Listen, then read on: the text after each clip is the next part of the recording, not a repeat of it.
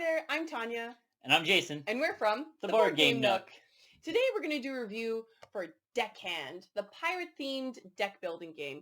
It is a prototype made by Batiste Bieler, and I do apologize if I butchered your name with my Canadian accent.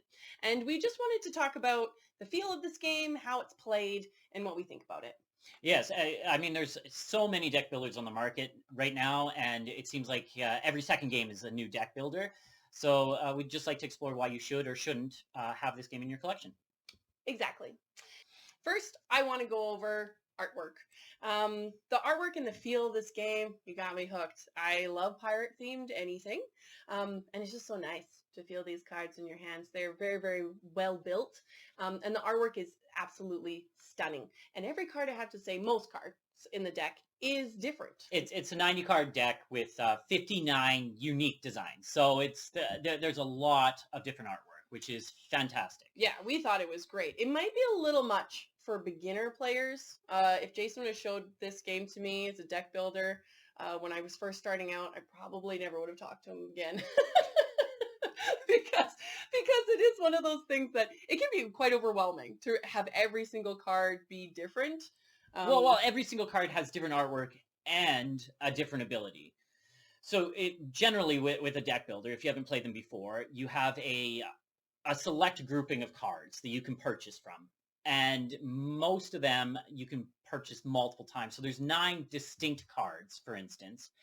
And so there isn't a huge amount of variety, and it sort of weans you into playing a deck builder. That's right. For this game, there were 59, like I said, unique designs, each with a unique effect. Which I kind of liked because it doesn't give Jason a time to build his little engines and then destroy me with.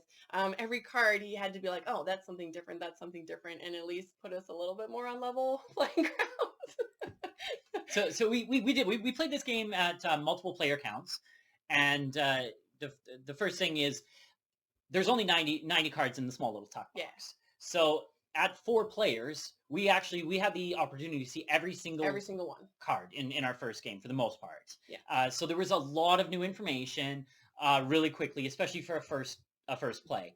When we played it at 2 players, we didn't even make it through. Yeah, we saw so many fewer cards. Yeah. So from that standpoint, if you're new to deck builders, it's probably better that you play this at 2 players to start. Yeah.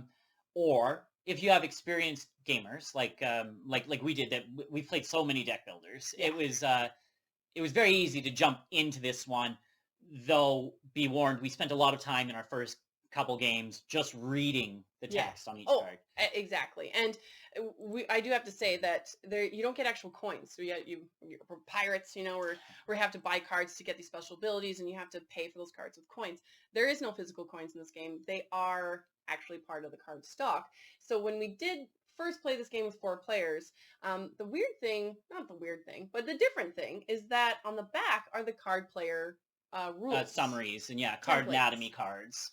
So with 4 players, we found like we were trying to read these cards and play and follow the rules, but also needed them for the coins. It didn't affect the game that badly. No, it was just it was an interesting design choice that at first was a little cumbersome to come over, but after we played the game a couple times, we no longer needed the player aids.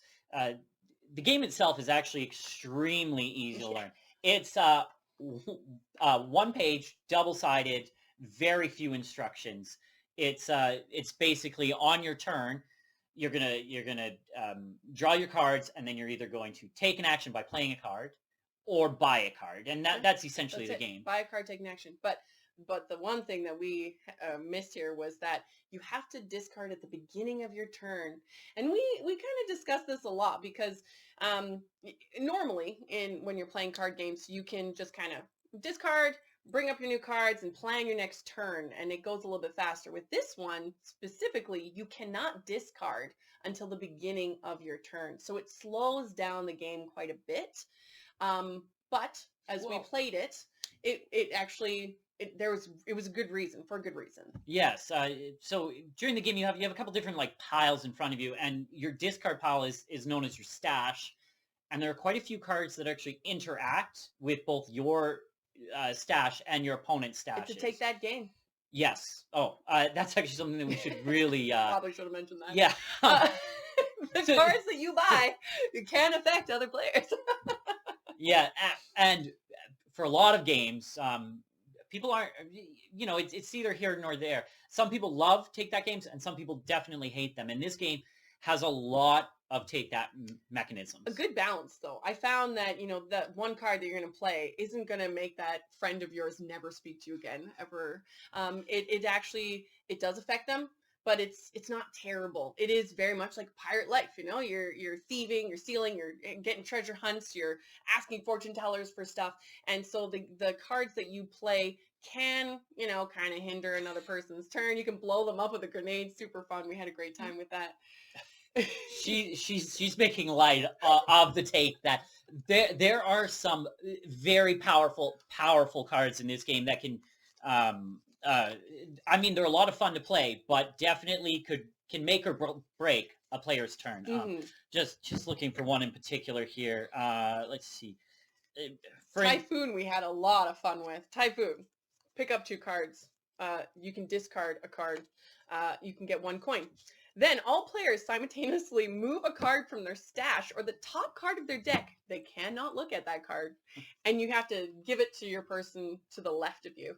So the Typhoon was a fantastically fun card that we use quite often. Just because we're a bunch of pirates on the ocean, Typhoon comes and you just, your cards go flailing around the board, and it changes the dynamic it of changes the entire. I mean, it can. You have to play around the cards. Yeah.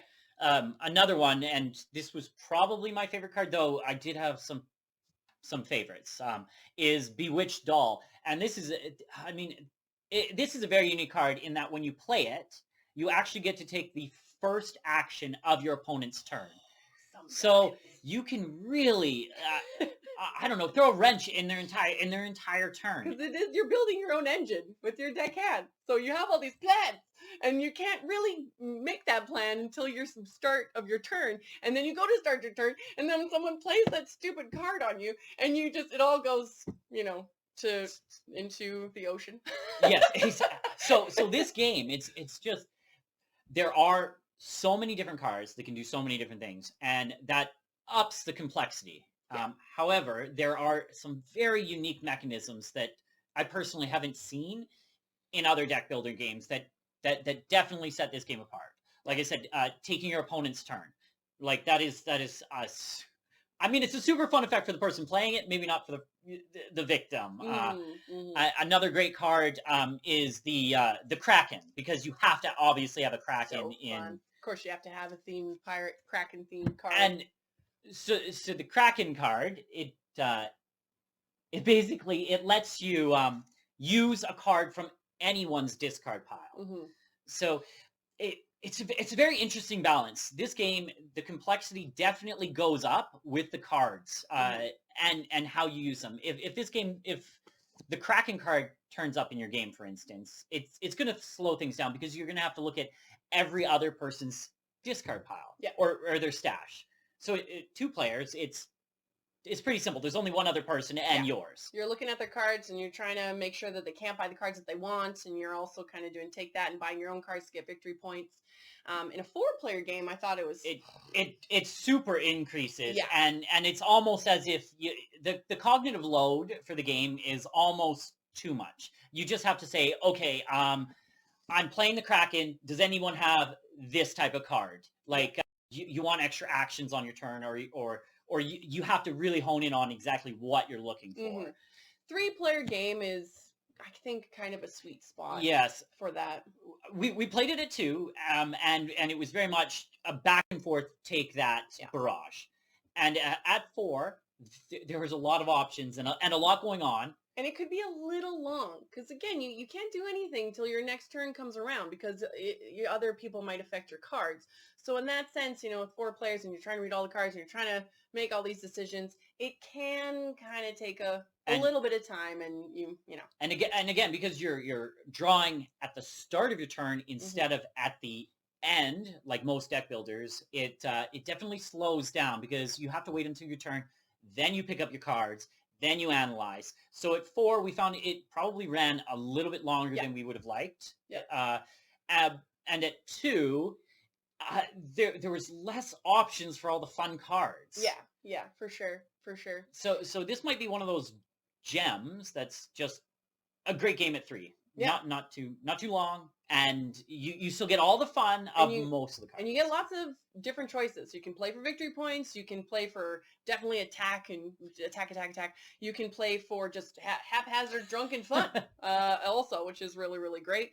And you can also kind of play for trying to build an engine where you are making coins so you can pay for more cards and go about that way. So I felt that you weren't streamlined into you must play this, you must play that. And the more we played it, the more fun we had because we were more familiar with the cards. Yeah, I would definitely agree. Our first few games were a little more of a slog. Yeah. Because you're just reading so many cards. And this is with experienced deck builders, or we like to say we're experienced deck builders. We played a lot of deck builders, so it was a little bit longer than I would have liked. Yeah. But future games definitely were really fast. Mm-hmm. And again, learning the game extremely quick. Yeah. You could teach this game within minutes to new players, and because it's so small, you can take it anywhere. Yeah. So I feel like, that's about a lot we have to say about this. Overall, what are your final thoughts about this? My final thoughts, I like that it was small. I like that I could learn the game. And a huge positive of learning games is when you read a lot of rule books and you teach a lot of games and you don't come back to a game frequently, you have to relearn the rules. And that can really, it just means a lot of games sit on the shelf. With Deckhand, you can learn the game quite quickly again and mm-hmm. teach it again. It's minutes. And because you've previously played it, everything will come back extremely quickly. Mm-hmm. And I don't read rules. I just play the games. So for my take, is it my all-time favorite pirate game across all board games ever? No, probably not. Is it pretty? Is it entertaining? Is it decently fast and easy to learn? You can just kind of whip it out and play it. Yes, absolutely. So yeah, I guess that's.